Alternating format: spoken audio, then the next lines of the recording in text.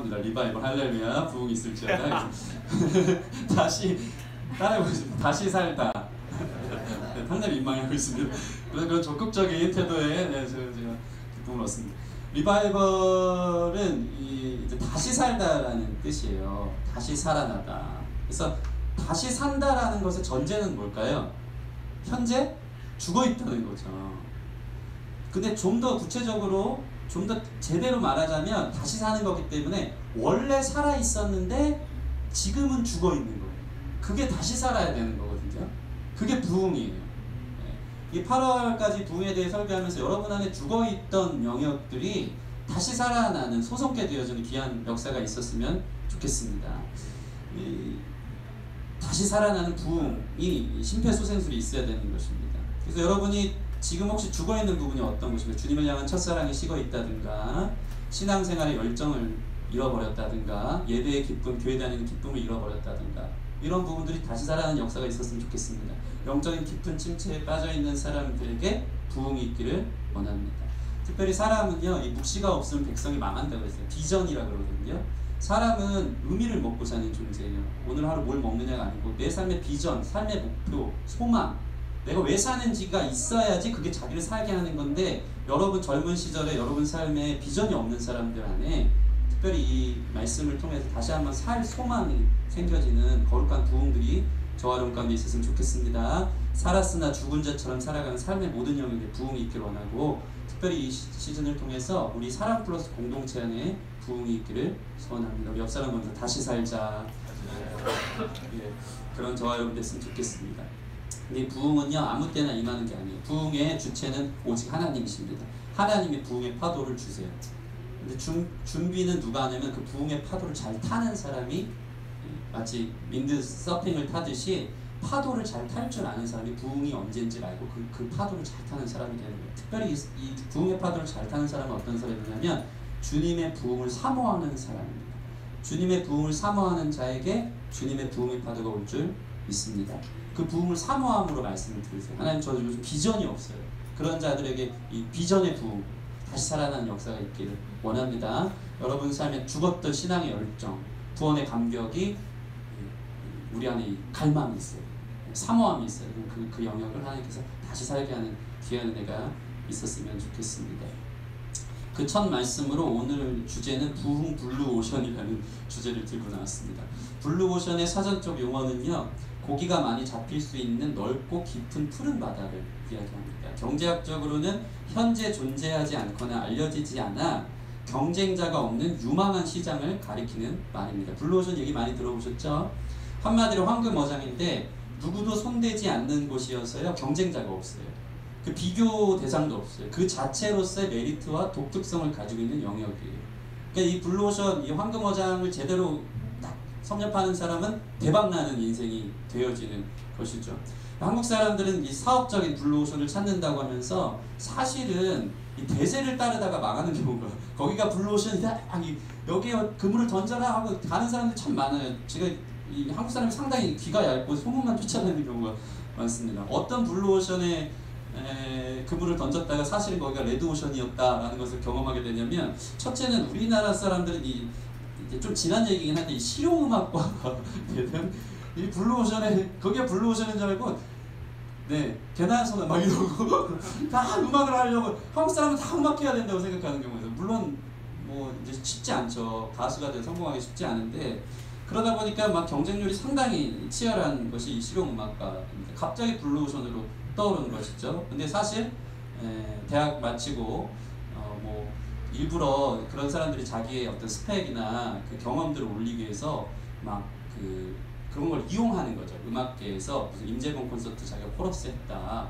뭐 누구 유명한 사람 코러스 했다, 이게 자기의 어떤 스펙이 되는 줄 알고 막 쫓아다니는 거예요. 20대 열심히. 근데 20대가 지나고 나서 보니까 누구나 다 임재범 콘서트 코러스를 다 했다는 거죠. 지나고 나니까 나만 특별한 줄 알았는데 전부 다 그런 자리를 다 해왔던 거예요. 그러니까 이게 블루오션인 줄 알았는데 그러지 않은 경우들이 참 많이 있어서 이 중도 하차하는 친구들을 많이 봤습니다.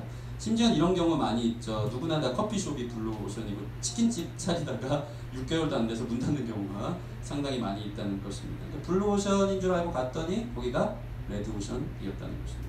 제가 무슨 오늘 뭐 경제 상식 전하고 세미나 하려고 이 자리에 있는 건 아니고 저는 말씀을 전하려고 이 자리에 있습니다. 가만히 근데 말씀을 보면요, 부흥이 시작되는 부흥의 영적 블루오션이 있다는 거예요. 부흥의 미개척 시장이 있다는 거예요. 성령님께서는 가시는 곳마다 이 블루오션을 아셔서 그곳을 대박나게 하시는 분이시라는 것입니다. 그것이 여러분 삶의 목표가 되어야 돼요. 우리는 세상적인 사람이 아니고 영적으로 하나님의 부름을 받은 사람이기 때문에 내가 어떻게 성공해야 되는지에 대한 블루오션을 찾아가는 것이 아니고 여러분의 스펙을 쌓고 남들이 따라올 수 없는 나만의 어떤 이야기, 스토리들을 만들고 나의 독특성, 내 메리터를 만들어서 내가 좀 성공하리라, 이게 아니고 하나님이 부르신 삶의 자리가 있다는 것을 믿으시기 바랍니다. 하나님의 티오가 있어요. 하나님이 각자에게 맞는 여러분이 던져야 될 그물에 블루오션이 있는 거예요. 그 자리를 여러분 찾으시기를 바랍니다. 거기에 제가 뭐 여러분 인생에 대박나라고 이런 얘기를 하는 거는 아닙니다. 하나님이 명령하신 그 자리에 가면 대박은 따라오게 되어 있지만 그게 목적은 아니고 그것을 통해서 하나님이 원하시는 삶을 살아갈 수 있다는 것이 이 말씀의 포인트라는 것입니다. 저는 이런 의미에서 신자가 추구해야 할 삶은 성령이 이끄시는 대로 살아가는 영적 블루오션을 향한 삶이어야 한다는 것입니다. 성령은 살리는 영이에요. 그죠?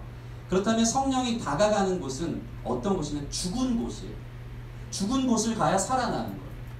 그래서 쉽게 얘기해서 여러분 이 세상을 보면서 여러분의 비전이 죽어있는 땅, 광야 같은 땅, 소성케 되어져야 할 땅을 향해 바라보기 시작하면 그곳이 성령께서 인도하시는 영적인 블루오션일 가능성이 크다는 것입니다. 여러분의 목마름이 있는 곳, 죽어있는 그곳을 향한 내 아픔이 있는 곳, 그곳이 부흥되어져야 되겠다는 것이 하나님께서 여러분에게 주시는 명령일 수 있다는 것입니다. 그 비전이 저와 여러분의 비전이 되어지기를 소원합니다. 제가 이제 우리 요즘 용호 형제, 지난주도 용호 형제 얘기를 제가 예화로 들었는데 요즘 제가 용호 형제를 많이 이렇게 관찰하고 있습니다. 서울대생을 옆에서 본 적이 별로 없어가지고 도대체 어떻게 사는가에 대해서 이제 제 나름대로 이제 관심 종자인데, 우리 용호 형제가 일본 나눔할 때 이런 얘기를 하더라고요. 용호 형제는 비전이 뭐예요? 간증 같은 거 얘기할 때 이런 얘기를 합니다. 자신의 비전은 가로등을 켜는 사람이라고. 왜 광이 빵 터지지? 우습습니까 이 비전이? 네. 아니 이거 표면적으로 여러분 보시면 가로등 켜는 사람이 서울대 나온 사람의 비전이래요. 그러면 이제 어두운 가로등 켜러 다니는데 영적으로 여러분 해석해 보면요, 어두운 곳에 빛이 되어지는 사람이 되는 게 자신의 비전이라는 거예요. 그러려면 어떻게 해야 되냐면 늘 자신의 삶은 어디에 있어야 돼요? 어두운 곳에 있어야 돼요. 그래야 빛이 켜지니까. 이 용호 형제의 비전이 곧 영적인 블루오션이 있는 성령님께서 인도하시는 비전이라는 확신이 듭니다. 저는 그래서 여러분에게 감히 묻고 싶어요. 넌 비전이 뭐냐고. 그러면 하나님의 영광과 하나님의 부르심을 통과한 여러분만의 이 가슴 떨리는 비전이 있느냐, 이 준비가 되어져 있는 사랑 플러스 청년들 되었으면 좋겠습니다. 옆 사람 보면서 물어봐요. 넌 비전이 뭐냐. 이게 비전이 없고 생각이 없으면 그냥 자기 삶의 안정성을 추구하다가 살아가는 인생이 되어진다는 것입니다.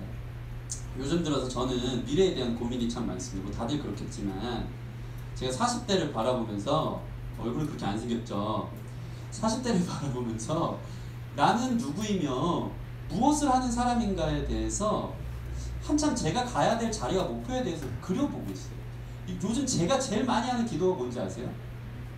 목사 맞냐? 이게 늘 끊임없이 올라오는 제 안에 이제 기도 제목이고, 나이를 먹고 처자식이 생기고 보니까 이게 참 어려운 것이 이 삶의 안정성을 포기하지 못한다는 거예요. 책임져야 될 가정이 있다는 거죠.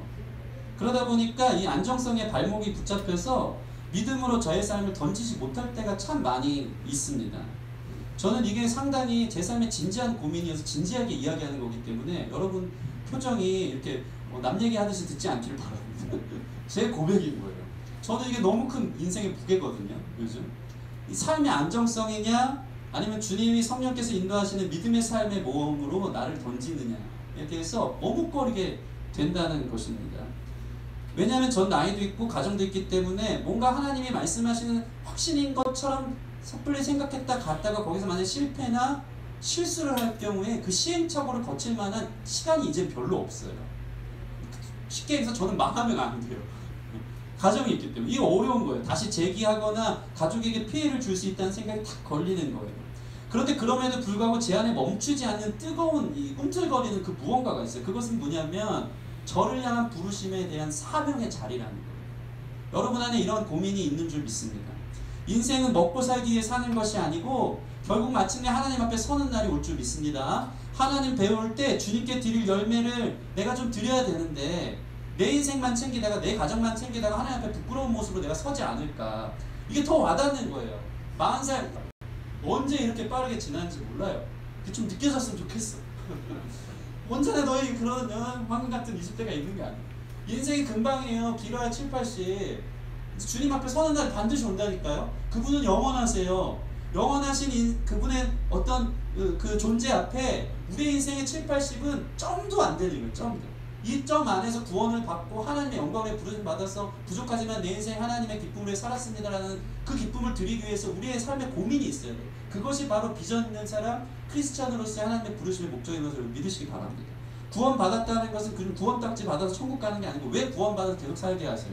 여러분을 통해서 죽었던 나를 살리신 은혜가 커서 죽어있는 그 땅, 죽어있는 그 영혼들을 향해 나를 보내기 위해서 나를 통해 다른 누군가가 구원받기 위해서 우리를 부르셨다는 그 삶의 목적을 잊지 않기를 바랍니다. 그것을 위한 주님께서 명령하시는 믿음의 모험을 향한 영적 블루오션이 여러분 각자에게 있다는 거예요. 이 고민이 여러분 있습니까? 있기를 바랍니다. 이게 빨리 찾고 그 길 가운데 날마다 분투하신 저 여러분 됐으면 좋겠습니다. 그래서 제 안에 끊임없이 반복되는 요즘 문구가 있어요.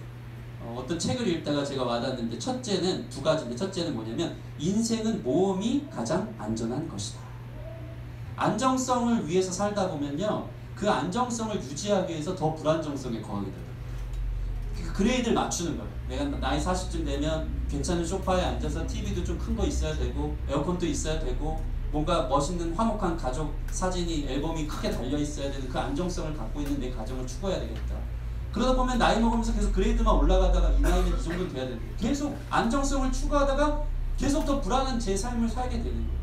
근데 믿음으로 여러분의 삶을 한번 모험으로 하나님 말씀하시는 그 자리, 남들이 생각하지 않는 그 아무도 그물을 던지는 광야 같은 그 자리에 여러분 믿음으로 여러분의 모험을 던지면 사실 그곳 가운데 하나님이 책임지신다는 안정성이 있다는 것을 여러분 젊은 날에 몸으로 체험하시는 저 여러분 됐으면 좋겠습니다. 두 번째는 뭐냐면 점수를 안 받는 인생보다 부끄러운 점수라도 받는 인생이 가치 있다는 거예요. 다시 한번 이야기합니다. 점수를 안 받는 인생보다 부끄러운 점수라도 받는 인생이 가치 있어요. 여러분 도전하세요.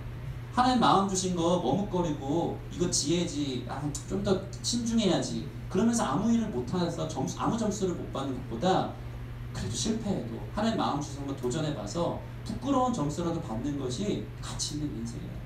여러분 안에 그런 하나님의 마음을 주실 때마다 여러분 삶에 작은 결단들이 있기를 소원합니다. 모험이 가장 안전한 것이고 모험을 안 해서 점수를 안 받는 것보다 부끄러운 점수라도 받는 하나님 이 정도밖에 안 되는 이게 전에요. 그래서 또 다시 다음 길을 향해 나아갈 수 있는 저 여러분 됐으면 좋겠습니다. 여러분은 어떻습니까? 무슨 생각을 하면 요즘 사십니까? 아무 생각 없이 바쁘게 산다 해도 사실은 추구하는 방향이 자신의 삶의 안정성과 만족을 위한 것인가 정직하게 고민해봐요. 아니면 추구하는 방향이 나로 하여금 다른 어떤 땅, 죽어있는 곳을 소성타는 부흥을 향한 그물을 던지기 위한 삶인가에 대해서 고민하는 저 여러분 됐으면 좋겠습니다. 오늘 말씀 주인공 세례 요한은 어떤 사람이냐면요 하나님의 부르심을 쫓아 부흥의 블루오션이 어디 있는지 기가 막히게 알았던 사람이에요.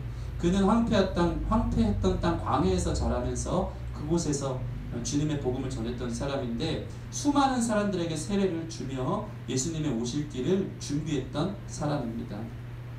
그런데 오늘 말씀도 마찬가지예요. 같이 한번 다시 읽어볼까요? 23절 말씀 같이 읽겠습니다. 시작. 요한도 살렘 가까운 에논에서 세례를 베푸니 거기 물이 많음이라. 그러므로 사람들이 와서 세례를 받더라. 아멘. 요한은 처음에 좀 사람도 많고 요단강 물도 창궐한 그 유대 땅에서 세례를 줬어요. 사람들이 막 그 광야에 요단강 쪽으로 나와서 막 세례를 받기 시작했는데 예수님과 그의 세력들이 점점 커지기 시작합니다. 그래서 우리가 읽은 23절 말고 22절 보면 그 후에 예수께서 제자들과 유대 땅으로 가서 거기 유하시며 세례를 베푸시더라. 예수님이 유대 땅 메인스트리트에서 세례를 베풀기 시작하는 거예요. 그러니까 오늘 세례 요한은 그 삶의 자리를 어디로 옮기죠? 23절 보면 요한도 살렘 가까운 에논에서 세례를 베풀기 시작했다는 것입니다. 여기서 얘기하는 살렘은 예루살렘이 아니에요. 이 이스라엘 지도를 보면요, 여기 갈릴리 호수가 큰 게 있어요. 거기서 한 줄기 이렇게 강이 흘러요. 이 강이 뭐예요? 요단강. 그 밑에 뭐가 있어요? 아주 큰 사해가 있어요. 예. 이 갈릴리에서 흘러서 이 흐르지 않는 강, 사해, 그 죽은 강이 흐르지 않기 때문에 썩어 있죠. 그것이 이제 이스라엘 지도인데, 이 살렘 옆에 에돈이라는 곳은 어디냐면 이 갈릴리에서 조금 내려오는 요단강 상류 지역이에요. 상류 지역인데 이 에논 지역은 바로 옆에 뭐가 붙어 있냐면 사마리아가 붙어 있어요. 사마리아. 참 신기한 게 뭐냐면요, 이 세례 요한은 주님의 오실 길을 예비하는 사람이었잖아요. 그래서 예수님 오시니까 보라 세상지를 지고 간 하나님의 어린 양이다 하면서 예수께 세례도 주었는데, 이 요한복음 3장을 넘어서 요한복음 4장에는 어떤 내용이 있냐면 예수님께서 지난주 말씀한 것처럼 사마리아를 통과해야 하겠는지라 하면서 한 여인을 위해서 사마리아로 가요. 근데 놀라운 발견이 있어요. 뭐냐면 세례 요한은 늘 주님 오실 길을 예비하는 사람. 그가 먼저 에돈, 그 사마리아 땅에 걸려있는 그곳에서 세례를 베풀면서 그곳에 닫혀있던 어떤 문들을 열고 있었던 거예요. 수많은 사람들이 그 광야의 에돈으로 와서 세례를 받기 시작하고 4장이 되면서부터 예수님께서 사마리아로 들어가시도록 그의 대로를 여는 이 일을 세례 요한이 했던 것입니다. 그 에논이라는 곳은 아주 작은 땅이고 아무도 주목하지 않던 땅이었던 거예요. 지나가기를 꺼려하던 땅. 그 땅을 세례 요한이 그 대세였던 유대 땅을 버리고 에논에 가서 세례를 베푸는 아무도 알아주지 않았던 개척지였던 그곳에 그물을 던진 거예요. 근데 알고 봤더니 거기가 부흥의 불로 오셨네요. 이게 중요한 거예요. 오늘 보실까요? 23절 보시면 에논에서 세례를 베푸니 거기 물이 많음이라 그러므로 어떻게 되죠? 사람들이 와서 세례를 받더라. 이 부흥의 메이커들은요, 가면은 거기에 사람들이 모이게 되어 있어요. 여러분 그러한 성령 충만한 사람 되기를 바랍니다. 여러분 맛집의 특징이 있어요. 맛집. 그게 뭐죠? 맛집의 특징은 아무리 허름해도 거기가 맛집이라고 이미 유명해지면은 그게 하나의 멋진 인테리어인 줄 알아요. 그거 바꿀 생각을 안 해요. 자리가 없고 사람들이 줄을 서는데 끝까지 그걸 고수합니다. 그리고 지역이 아무리 협소하고 막 차를 타고 깊이 들어가도 사람들이 맛집이라는 걸 알면 알아서 어떻게 하죠? 찾아가. 직장 바쁜 점심시간인데도 일부러 12시부터 점심시간인데 그 맛집 한번 찾아가서 맛보려고 11시 반에 나와가지고 거기 가서 가는데도 벌써 막 줄을 서서 그 맛집, 주변에 다른 집들은 다 텅텅 비고 파리가 날리는데 그 맛집으로 해서 줄을 서는 거예요. 여러분 하나님의 사람은 이런 사람이에요. 오늘도 보면은 아무도 알아주지 않는 에논 사마리아 그 근방에 있어서 세례를 베푸기 시작하는데 어떻습니까? 그러므로 사람들이 와서 세례를 받다. 알아서 사람들이 찾아오는 역사가 있기 시작했다는 것입니다. 요한은 그런 사람이었다는 것입니다. 그런데 요한이 세례를 베푼 단 하나의 단서가 있어요. 어떻게 거기서 세례를 베풀게 됩니까? 23절 다시 한번 보면 요한도 살렘 가까운 에논에서 세례를 베푸니 거기 뭐가 많아요? 거기 물이 많으니라. 이게 포인트. 세례를 베풀려면 뭐가 많아야 돼요? 물이 있어야죠. 당시 침례니까. 물이 많은데 요한복음에서의 물은 무엇을 의미하죠? 성령을 의미해요. 아무도 주목하지 않는 땅인 것 같은데 거기에도 성령의 역사가 있던 거예요. 여러분 그것이 여러분이 앞으로 추구해야 될 여러분의 삶의 비전입니다. 아무도 주목하지 않는 땅인 것 같은데 이 뜨거운 마음을 주체할 수 없어 하나님 말씀하신 그 땅을 갔더니 거기에도 여전히 성령이 살아계시고 그곳에 갈급한 영혼들이 모이기 시작하는 거예요. 그래서 주님의 오실 길을 예비하는 것이 여러분이 앞으로 던져야 될 그물이라는 거예요. 여러분 이것을 찾기를 주님의 이름으로 소원합니다. 아멘. 저는 이 말씀이 저희가 엄청난 충격을 주었어요. 여러분의 삶의 자리가 있는 거예요. 아무도 주목하지 않는 에논 땅이 있는 거예요. 거기에도 여전히 성령께서 살아계시고 하나님이 주신 티오 안에서 그곳이 알고 봤더니 많은 사람을 살게 하는 부흥 블루오션이 될 수 있다는 거예요. 그런 부르심이 저와 여러분 각자의 삶 가운데 있는 줄 믿습니다. 제가 이게 너무 충격적이어서 1년 만에 카톡 프로필을 바꾼 말씀이 바로 이 말씀입니다. 네, 이 말씀이에요. 마흔이 다 돼가는데 제 삶의 에너는 어디인가에 대해서 좀 고민하기 시작했다는 거예요. 내가 죽어있는 땅을 향해 나아가야 될 곳은 어디인가에 대해서 고민하기 시작했다는 거예요. 아무도 주목하지 않는데 거기 성령님 살아계시니까 한번 그물을 던져보자. 저를, 제 마음을 뜨겁게 열정적으로 불타오르게 한다는 것입니다. 세상 사람들이 볼 땐 누가 봐도 레드오션인데 거기가 부흥의 역사가 일어나는 것입니다. 그래서 여러분, 하나님의 사람들은 삶의 안정을 위한 세상적인 것을 쫓아다니는 것이 아니라 죽은 곳을 살리기 위한 영적인 마음과 목마름을 갖고 살아가는 자들에게 하나님이 살아갈 길을 열어놓은 곳이라면요, 리바이벌의 전제가 있어요. 그건 뭐냐면 서바이벌. 생존하면 거기에 물이 많고 성령의 역사가 나타나기 시작하면서 거기에 부흥이 시작되는 거예요. 제가 이번에 일본 가서 그걸 너무 많이 경험했어요. 일본 땅에서도 성령의 역사가 있었어요. 일본 땅에서도 하나님 여전히 살아계시고 그곳에서도 세례를 받고자 몰려드는 사람들이 있었다는 거예요. 그 부르심을 받은 선교사님 부부는 아무도 주목하지 않는 일본 땅이 그들을 향한 삶의 자리였어요. 그게 그들의 삶의 목표였어요. 거기 가서 금을 던졌더니 세상 사람도 주목하지 않아도 거기가 그 선교사님들이 금을 던진 블루오션이 된 거예요. 그래서 생명을 살리고 교회를 세우는 자리가 생겨났다는 것입니다. 제가 이번에 일본 갔을 때 훈신 형제 아시죠? 모르는 분도 있겠지만 훈신 형제를 만났습니다. 삿포로에서 워킹홀리데이 1년 하려고 갔었는데 저희 이 선교팀하고 합류하려고 없는 재정 털어서 비행기 맞춰가지고 잠깐 나왔어요. 나와서 저희랑 거의 한 5일, 6일 정도 사역도 마치고 함께 있었습니다. 근데 훈신 형제가 밤에 나눔을 하고 저랑 개인적으로 얘기를 하는데 정말 고생을 많이 했대요. 이 워킹홀리데이 가서 제가 막 그런 얘기를 했어요. 너 일주일 만에 돌아올 거잖아. 힘들어서 3주 만에 다시 교회 왠지 여기 자리에 앉아있을 것 같아요. 근데 아직까지 안 오고 버티고 있는 줄, 생존하고 있는 줄 믿습니다. 근데 훈신 형제가 얼마나 힘들었냐면 가서 얘기를 하는데 이 먹고 살 게 실제적으로 없으니까 방 하나 구해놓고 알바 자리가 안 구해지고 하니까 이틀 동안 굶은 적이 있대요. 얼마나 이 마음이 아파. 철학 맞아. 그리고 시리얼 한 끼로 하루를 산 적이 있대요. 그렇게 산 거야. 워킹홀리데이로 왔는데 자존심은 상하지. 한국 돌아가면 다시 갈 수는 없고 빼도 박도 못 하는데 어쨌든 마음 주셔서 일본 삿포로 그 추운 땅에 있는데 먹고 살 게 없어서 이틀을 굶었다는 게 이게 상상이 돼요? 아무리 먹고 살 거 없어도 여러분 먹을 거 많죠 집에. 있잖아, 그죠?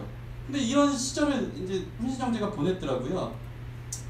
너무 안타까웠는데 이제 일본에 오면서부터 하나님이 그에게 좀 이게 그 알바의 자리를 열어주시기 시작했는데 어떻게 열어주셨냐면 이 블로그를 통해서 매일 자기 일기를 쓰고 막 그랬나봐요. 그랬더니 어떤 여행사에서 전화가 와가지고 관광객 가이드 같은 거 하라고 하나가 열리고 또 하나는 그 일당이 높은 음식점에 어떻게 취직을 해가지고 투잡을 뛰도록 하나님 허락하셔서 다시 이제 나머지 6개월 간 훈신이가 부흥의 블루오션을 찾아간 사람이 중요한 게 뭐냐면 먹고 사는 문제에 있어서도 하나님 관심이 많다는 거예요. 여러분이 무엇인가 삶의 도전과 열정을 향해 뛰어들면 물론 이틀 배고프고 밥 못 먹는 일이 있더라도 마침내 하나님께서 여러분을 찾으시고 공급하시고 채워주신다는 은혜가 있다는 것입니다. 그 믿음의 모험을 위해서 조금이라도 젊었을 때 나는 무엇을 위해 부름받았나 하고 도전할 수 있는 저와 여러분들이 되었으면 좋겠습니다. 교회의 역사는 부흥의 역사입니다.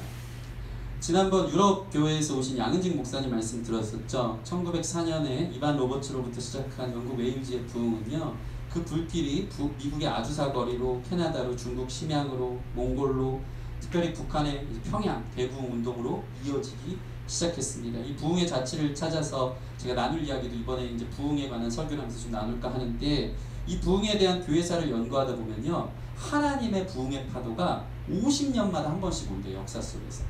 그러면서 제가 책을 읽었는데 영국이나 독일이나 미국의 교회사를 보면요, 50년을 주기로 하나님의 큰 역사가 일어나고 있던 패턴이 분명히 나타났다는 것입니다. 그럼 한국교회는 어떠한가? 한국교회는 여러분 잘 아시는 것처럼 지금으로부터 110년 전 평양 대부흥 운동이 일어났죠. 1907년 평양 대부흥 운동. 그것을 통해서 100만인 구령 운동이 일어나기 시작, 폭발적인 부흥이 평양으로부터 시작해서 전도 폭발이 일어나서, 그래서 이 3.1 운동이나 독립투사들의 나라의 독립에 살았던 것을 여러분, 50년 후면 우리나라에 어떤 일이 벌어집니까? 1907년 이후에 50년 후면 6.25 이후에 한국교회의 엄청 그 부흥의 이야기는 무엇인가 봤더니, 이 부흥의 씨앗이 6.25 이후에 황폐한 민족과 교회를 살리기 위해서 이곳저곳에서 일어나기 시작했었습니다. 그런 자료가 있더라고요. 그 중에 한 자료가 있어요. 이성봉 목사님의 이야기인데요. 이 목사님은 이 민족과 교회를 살리기 위해서 임마누엘 부흥특공대를 만드셨다고 합니다. 마치 쉐이커스 찾아가는 캠프 같은 느낌이 드는데, 임마누엘 부흥특공대는 주로 외진 시골이나 작은 교회들을 찾아가서 부흥회를 인도하셨다고 해요. 이 이야기가 박명용 교수의 한국교회 부흥운동 연구라는 책에 자그맣게 기록되어 있어요. 그 이성봉 목사님이 그 당시 부흥운동을 하면서 하셨던 글이 여기 나와 있습니다. 이렇게 나와 있어요. 나는 왜 이렇게 해야만 하는가? 시골의 외진 땅이 성지임을 나는 믿는다. 믿음으로 그렇다. 주님은 약한 자와 가난한 자의 친구가 되시고, 또한 나뿐 아니라 주님의 종들도 그렇게 되기를 원하고, 예루살렘에서 하나의 미랄같이 땅에 떨어져 썩어 많은 열매를 맺는 주님의 자취를 조금이라도 밟아보려는 심정에서 된 것이다. 살든지 죽든지 괴로우나 즐거우나 이 몸에서 그리스도만이 존귀 영광 받으소서. 예수님도 죽기 위해서 예루살렘 가셨거든요. 헬라, 저 로마 중심에서 그분의 혁명, 그분의 이름, 그분의 유명세를 위해서 사신 게 아니고, 죽어가는 자들 살리기 위해서 십자가로 끝까지 미랄처럼 썩어지기 위해서 예수님이 부흥의 블루오션을 향해서 걸어가신 사실을 지금 이성봉 목사님이 기억하고 있으면서, 우리 조국교회의 시골지역, 아무도 알지 않는 외딴 그곳에 부흥이 있길 원하는 마음으로 부흥운동을 시작했다. 60년, 70년대에 놀라운 성령의 역사가 있었습니다. 저희 어머니가 잘 기억하실 것입니다. 그 당시 가장 고생스러웠던 새마을 운동하는 그 시절에 한국교회사에서 가장 좋았던 시절이었어요. 알고 왜 그런지 아십니까? 이 천막 치고 부흥회를 하는데, 미국에서 부흥 강사들, 여기저기 부흥 강사들 오면요, 사람이 발 디딜 틈도 없이, 우리나라가 그런 적이 있어요. 여의도에서 누구 유명한 강사 한번 오시면요, 100만, 70만 이상의 나라에서 대줄 만큼 그렇게 해서 주류를 이루었다는 것입니다. 역사 속에서도 한국이라는 것이 이 교회가 이 부흥의 모습, 막 병든신을 했어요. 말씀 다 맞춰가는데 기다리고 있을까에 대한 어떤, 제가 생각해 봤는데 신료의 역사가 아니더라고요. 이미 주님께서 이 한국교회를 축복해 주셔가지고 온전한 신앙과 건전한 신학들이 이 자리를 잡아서 이 신자들이 이미 복음과 구원의 메시지는 충만한 시대가 되어졌다는 것입니다. 그러면 중요한 게 있어요. 그러면 이 시대의 부흥은 무엇인가? 그것은 바로 이것입니다. 내 삶의 개인적인 성화를 향한 목마름의 부흥이 있어야 된다는 것입니다. 그리고 두 번째는 뭐냐면 다음 세대의 부흥인 것입니다. 우리 다음 세대 교사들이 고개를 끄덕이고 있습니다. 제가 아무리 생각해도 이 오늘날 한국교회에 필요한 부흥은 부흥의 역사와 일하심을 모르는, 여호와를 알지 못하는 다음 세대에게 복음의 지식이 증거되는 거예요. 그게 여러분 블루오션입니다. 여러분의 삶의 목적이 여기에 약간 초점이 맞춰졌으면 좋겠습니다. 다음 세대를 향한, 이 나라의 다음 세대를 향해서 나는 무엇을 해야 되는지에 대해서 고민하고 여러분의 삶을 세팅했으면 좋겠습니다. 복음의 지식이 나만 아는 복음이 아니고, 이 나라가, 이 민족이 누군지를 알지 못하는 이 시대 가운데 우리가 그런 사명을 가지고 일어서는 설교를 듣는데, 최근에 퀴어문화 축제 있었다고, 그죠? 아는데 너무 이제 안타까운 것은 뭐냐면, 그 퀴어문화 축제에 대다수의 사람들이 누구였다고요? 참여한 사람들이 20대 초반의 대학생들이에요. 이 친구들이 삶의 방향이 없어요. 그저 관능적으로 삶에 그냥 그 어떤 목표나 어떤 비장한 어떤 그 살리기 위한 비전 없이 그저 하루하루 일락에 빠져서 그 성적 취향을 극대화하기 위해서 살아가는 게 20대의 그 비전이, 그게 삶이 동물적으로 살아가는 거예요. 이 시대에 복음의 지식이 편만하게 흘러지도록 살아가는 사람이 없는 거예요. 제가 이걸 듣고 너무 충격적으로 와닿은 제 비전이 하나 생겼어요. 그게 뭐냐면, 하나님이 나를 나같이 하라고 저를 목사로 세우셨다는 생각이 들었습니다. 저는요, 앞에 서서 사역하고 이렇게 다니다 보면요, 내가 목사 맞나 한다는 생각 너무 많이 한다고 했어요. 너무 자격이 없는 것 같아요. 말씀 주제도 너무 없고, 이게 제가 너무 안타까운 게, 설교 준비하면서 저는 은혜를 예를 들어서 100을 받았는데 이것을 전달하다 보면 20도 제대로 전달하지 못한다는 느낌을 받을 때가 있어요. 나 은사 받은 거 맞나? 내가 메신저가 맞나? 이런 고민들이 있는데, 제가 이 말씀을 보면서 다음 세대의 복음에 대해서 이 무지한 복음의 광야 시대, 예수님의 능력, 그분의 십자가의 복음의 능력이 무엇인지 모르는 이 다음 세대에게 조금이라도 복음의 지식을 전하기 위해서 한 사람의 헌신자라도 필요하다면, 하나님 그게 제가 되어야 되겠다 하는 마음이 제 안에 들더라고요. 여러분의 삶의 모양이 이 복음을 들고 이 다음 세대를 향해 갈 수 있는 저와 여러분들이 되었으면 좋겠습니다. 두 번째는 뭐냐면 개인의 성화에 대한 마음이 없는 거예요. 구원을 너무나도 개인주의적으로 받아요. 요즘 맨날 우리 교회에서 하는 말이 그거 아닙니까? 구원받은 이유가 이거 나만 예수 믿고 개인적으로 천국 가면 되는 줄 안다고 생각해. 전부예요. 전혀 이웃을 향한 사랑, 이 복음의 사랑을 받은 내가 그 사랑이 너무나도 커서 다른 사람을 섬기고 다른 사람을 살리기 위해서 나아가는 모습이 전혀 없고 내 자신의 삶만 중요한 게 이 시대에 사랑 없는 복음의 뭐랄까요? 잘못된, 그 다음에 온전치 못한 영향력으로 흘러가는 모습들을 상당히 많이 본다는 것입니다. 여러분 개인적으로는 그리스도를 알아가는 지식과 그분을 알아가는 사랑에 충만한 부흥이 있기를 주님의 이름으로 축원합니다. 특별히 한국 교회적으로는 이 구원의 복음과 신학과 내용이 온전하게 다음 세대에서 세대로 연결되어지는 부흥이 이 시대에 필요한 부흥인 줄 믿습니다. 이 두 가지 영적 부흥의 블루오션을 향해서 여러분 관심 가지시는 저와 여러분 됐으면 좋겠습니다. 그렇게 나아갈 때 사람들이 주목하지 않을 것 같아도 분명히 얘기합니다. 그곳엔 성령의 역사가 기다리고 계시다는 사실 여러분 기억하시기 바랍니다. 지식이 충만해서 말씀과 묵상의 자리를 향한 노력의 부흥이 희생하는 삶의 부흥이 개인적인 결단의 부흥 속에 일어나기를 바랍니다. 특별히 시대적으로는 이 그리스도를 향한 지식이 다음 세대의 흑인 부르심을 갖고 나아갈 수 있는 개인의 만족을 넘어서 성령의 이끄심을 따라 영적인 블루오션으로 나아가는 저와 여러분 되기를 주님의 이름으로 축원합니다. 우리 같이 찬양하고 기도